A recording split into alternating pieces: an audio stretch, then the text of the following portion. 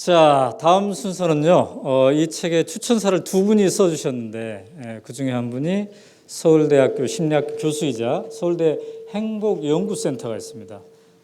최인철 교수님이신데 어디 계시나요, 교수님? 교수님 아까 교수님 이쪽으로 나와주시기 바랍니다. 네, 박수로 맞으시기 바랍니다.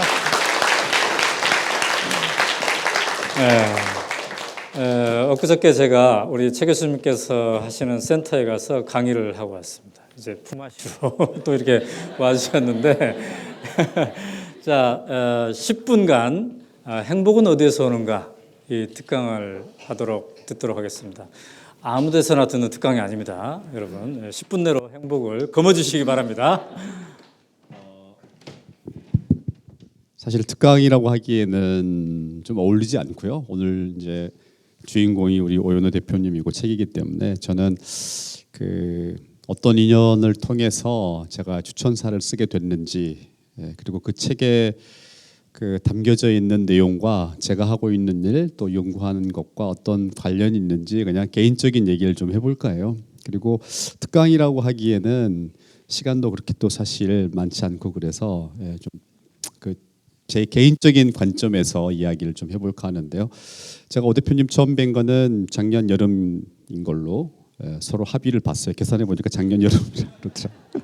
기억이 2년 전인지 1년 전인지 기억이 나질 않았는데 처음에 이제 오마이뉴스에서 이런 관련한 세미나를 한다고 초청을 해주셔서 사실 보통은 제가 잘 가질 않는데요. 외부 행사에 잘 가질 않는데 이상하게 좀 마음이 끌렸습니다. 근데 그 이유는 행복을 각국의 이제 행복도를 조사해 보면 가장 높게 나오는 나라가 덴마크가 이제 몇 년째 그렇게 나오기 때문에 덴마크에 대한 이제 얘기를 하신다 그래서 좀 배우고 싶은 마음이 있어서 이제 참여하게 됐고요. 그 인연을 이제 맺게 됐는데 책을 이제 책이 나오기 전에 원고를 이제 보내주셔서 읽어봤는데 내용이 너무 좋더라고요. 너무 좋은데 좋은 이유 중에 하나가 저희는 가보지 않고 이야기를 해요. 그러니까 사실 깊이가 없죠. 덴마크를 가보지 않고 전체 어떤 서베이 데이터에 근거해서 행복한 나라들의 특징은 이렇습니다라고 얘기를 하기 때문에 어떤 의미에서는 생명이 좀 안 들어가 있는 주장을 하고요. 이번에 나온 책은 본인이 직접 가서 사람들을 경험해보고 질문해보고 그것에 기초해서 책을 썼기 때문에 여러 나라들의 데이터가 들어있지는 않지만 상대적으로 그러나 깊이가 있고 생명력이 있다는 그런 차이가 있는 것 같습니다. 개인적인 얘기를 좀 드리면은 어때 좀 저하고 닮았나요, 오 대표님이? 이미지가 어떠세요? 약간 좀 비슷하죠. 제가 처음 뵀는데 사실 삶의 궤적은 좀 달랐던 것 같아요. 학교 다니실 적에 아마 학생 운동을 하지 않았을까 제 선입견인지 모르지만 그러셨을 거고요. 나중에 또 시민 운동도 하셨을 거고 언론의 길을 이렇게 그것도 주류가 아닌 그런 길을 이제 걸어오셨는데 저는 사실 그런 길을 걷질 않았습니다. 저도 80년대 학교를 다녔기 때문에 마음에 어떤 빚진 마음은 있긴 있었지만 그냥 공부 열심히 하는 전형적인 서울대학교의 모범생이었고요. 그리고 대기업에서 만든 장학재단의 장학금을 받아서 미국에 가서 공부하고 또 미국에서 교수하다가 서울대에 온 어떻게 보면 약간의 삶의 궤적이 다른 그런 이제 두 사람인데 결국 만나게 되는 접점이 뭔가 보니까 행복이라는 주제예요. 근데 행복은 저희가 연구를 통해서도 재밌게 발견했는데 어떤 정치적인 이념의 문제하고 전혀 무관한 이슈입니다. 이거는 개인들의 삶의 문제이기 때문에 저는 여기에는 어떤 색깔이 없다고 생각합니다. 우리 뇌에 색깔이 없듯이 행복에도 색깔이 없다. 그래서 자연스럽게 이 접점으로 만나게 된 점이 참 신기하다고 생각을 했고요. 그다음에 특별히 이 책에서도 나와 있지만 행복을 위해서 필요한 것들이 많이 있는데 그 중에 하나가 교육 시스템입니다. 교육에서 이 학생들이 자기 인생에 대해서 한번 멈추고 생각해 보는 거 아까 말씀하셨는데 우리가 멈춰 본 적이 없고 계속 지금 달려가고 있는 겁니다. 어떤 분이 현대인들의 삶에 대해서 이야기하기를 피니시 라인을 이미 돌파했음에도 불구하고 계속 뛰고 있는 마라토너와 비슷하다 이렇게 이야기를 했는데 너무 잘 들어맞는 것 같아요. 특별히 우리나라인 경우에는 OECD 국가들 중에서 이 노동 시간이 제일 많은 편에 속합니다. 멕시코가 1등이긴 하지만 사실은 최근에 뒤바뀐 거고요. 우리가 몇 년째 1등을 하고 있는데 그 OECD 국가들의 근로 시간과 그 나라 국민들의 행복 사이의 상관관계를 계산해 보면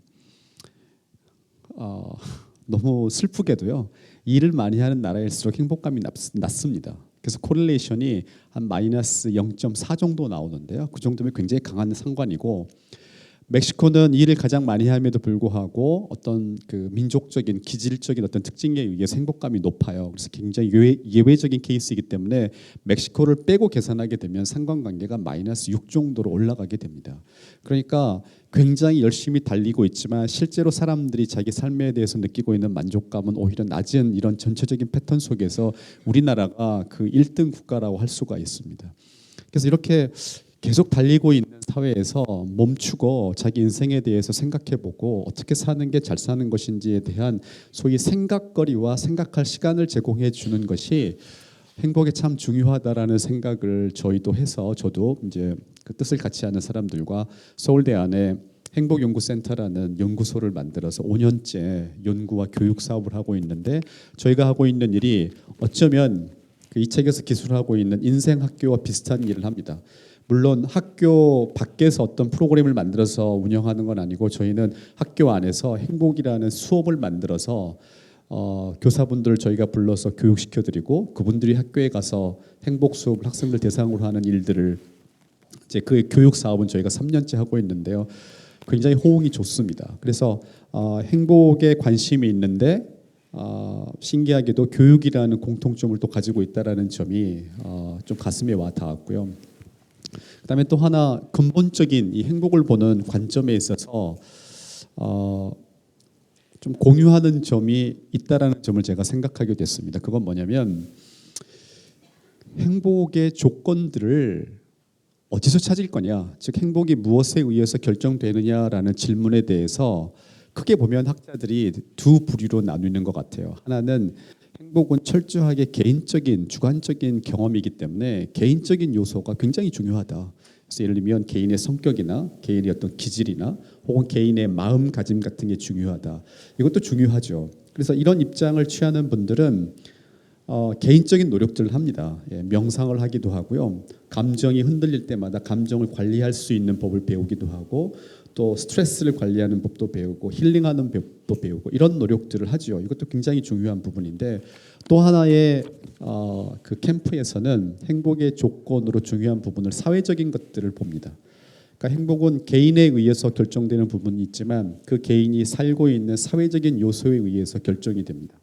그래서 유엔에서도 세계 행복 보고서라고 하는 이제 보고서를 2012년부터 발간을 해서 작년에 2차 보고서까지 나왔는데, 그 행복 보고서에 따르면 그 행복한 국가들, 지금 덴마크를 필두로 해서 덴마크, 네덜란드, 노르웨이, 핀란드, 여기가 행복 4강입니다. 이렇게 해서 쭉 행복한 나라들과 밑에서부터 행복감이 낮은 가장 낮은 나라가 아프리카에 있는 토고인데요. 이런 이제 나라들을 비교해서 무엇이 이 나라들의 차이를 만들어내는지 이제 이런 연구들을 하면서 이제 통계를 사용하죠.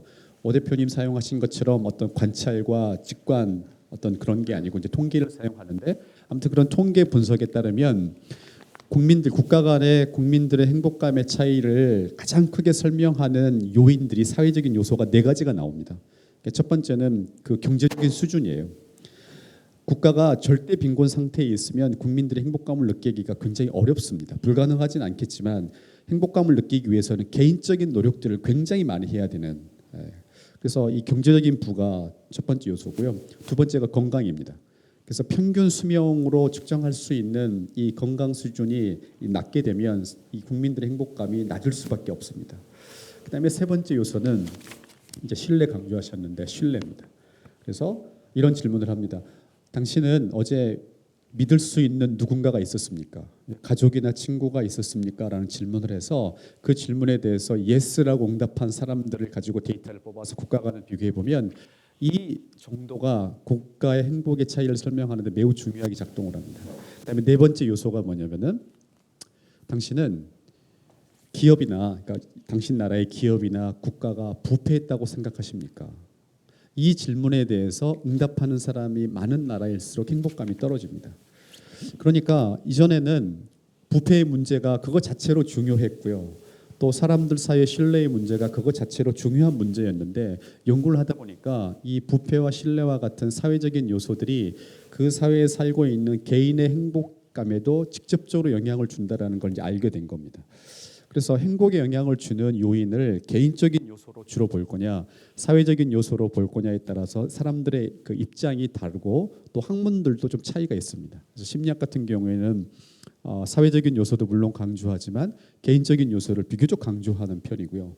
예, 다른 분야에서는 이제 사회적인 요소를 강조하는데 저는 심리학자이면서 이런 행복 교육이라는 걸 이제 강조하고 있기 때문에 개인적인 요소도 강조하지만 사회적인 요소도 매우 중요하다라고 믿는 그런 신념을 가지고 있는데 그 오연호 대표님의 책을 읽어보니까 그런 신념을 가지고 있는 것 같아요.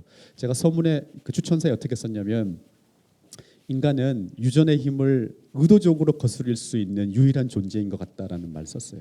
우리는 유전의 힘의 지배를 받습니다. 그러나 그 힘을 유전의 힘을 이겨내기 위해서 의도적으로 노력할 수 있는 그런 존재이고 그 힘들이 개인으로부터도 나오지만 사회 전체로부터 나온다라는 어떤 신념을 공유하고 있기 때문에 제가 이 자리에 서 있는 것 같아요. 그래서 특강은 아니지만 이 정도로 좀 일단 말씀을 마치고요. 잠깐 앉아주시고 여기에 예, 앉아주십시오. 아까 이미지가 비슷하다고 그러는데 여러분 비슷해 보이십니까? 안 그래요? 네. 제가 알기로 교수님도 64년생이신가요? 저는 좀 어린데요. 아 그래요? 아, 굉장히 불편한. 네, 저는 67년생입니다. 아 그러시군요. 염색을 하신 거예요, 안 하신 거예요? 제가 네. 한 2달에 한 번씩 합니다. 아 그렇군요. 네. 저는 이제 4년 전부터 염색하는 걸 포기했습니다. 그랬더니 제가 엘리베이터 6층에 사는데 우리 집 6층인데 엘리베이터 안에 이미 이 할머니하고 5살짜리 유치원생이 타 있더군요. 근데 제가 탁 들어가니까 유치원생이 할아버지 안녕하세요 그러더라고요. 제가 1층까지 도착할 때까지 아무 말도 못하다가 못했는데 우리가 이제 이른바 386 세대인데 말이죠. 전에는 그 우리가 기성세대에 대해서 뭐 비판을 하던 때인데 이제는 이제 우리가 그 입장에서 책임지고 이러는 것 같습니다. 근데 우리 교수님께서는 행복 교과서를 만드셨어요.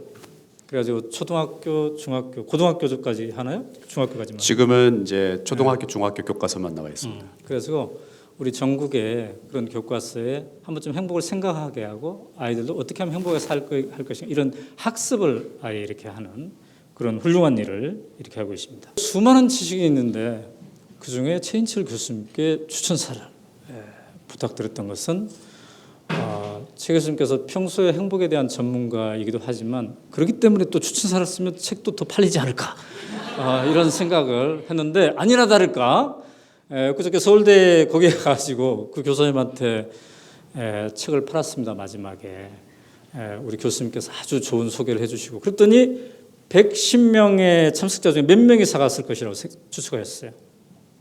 맞춰보세요. 110명 중에 한 20명. 20명. 110명 중에 60명이 사갔어요. 이게 자발적으로 그것도.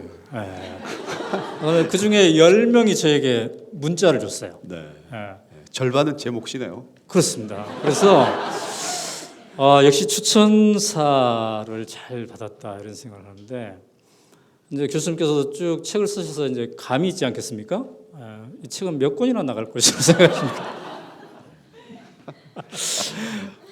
표지가 네. 표지와 제목이 네. 아까 언급하신 것 같았는데 네. 제가 이 제목과 표지를 보고 어떤 책이 떠올랐냐면 제가 알고 있는 심리학자가 이 부부 상담하는 심리학자가 있는데요. 그 친구가 몇 년 전에 쓴 책의 제목이 결혼하면 행복한가요라고 하는 책이 있었어요. 그렇게 되게 소프트하게 들려서 이게 내용과는 조금 너무 소프트하지 않나 네. 이제 이런 생각이 좀 들었고요. 네.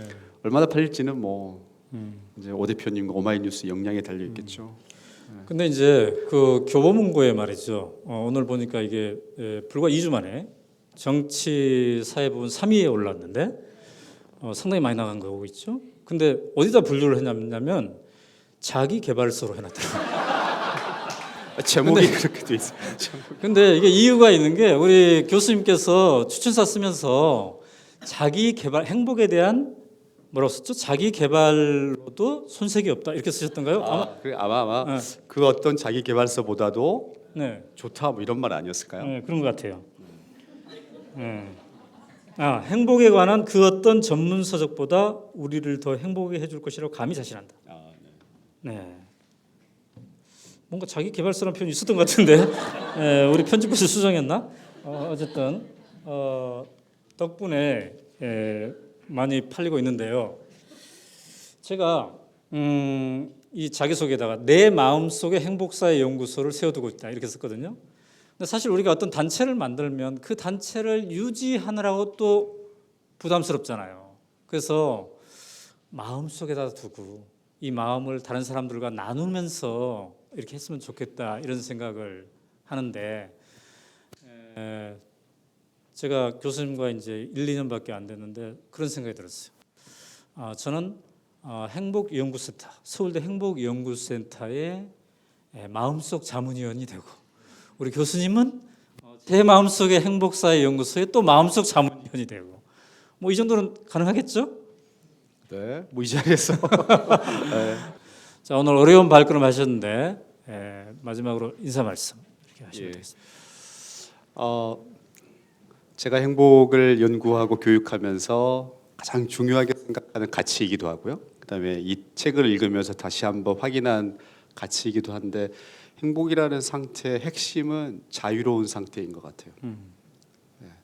그러니까 거리낌이 없는, 그러니까 눈치 보지 않는 삶이죠. 그렇다고 우리가 무례하다든지 배려하지 않는다든지 그런 의미가 아니고 내 마음이 아주 자유로운 상태가 이 행복한 상태입니다. 그런데 가끔 우리가 어떤 그 생각을 하게 되냐면 예를 들면 우리가 천재적인 사람을 생각할 때도 천재가 아침에 규칙적으로 일어나서 규칙적으로 운동하고 규칙적으로 신문 보고 하는 모습은 잘 상상하지 않고요. 천재에 대해서 생각할 때는 뭔가 좀 불규칙적이고 정서 상태는 조금 불안정하고 이런 어떤 고정관념을 가지고 있어요. 그래서 우리가 가지고 있는 게 이 미친 천재에 대한 고정관념, 그래서 Mad Genius라는 신화를 가지고 있습니다. 그 신화를 가지고 있기 때문에 사람들이 천재성을 발휘하기 위해서 규칙적으로 정상적인 삶을 살아가는 것은 그 길이 아닌가 보다라고 생각을 하는 것 같은데 그건 사실 잘못된 겁니다. 마찬가지로 행복도 하나의 길이 있는 게 아니거든요.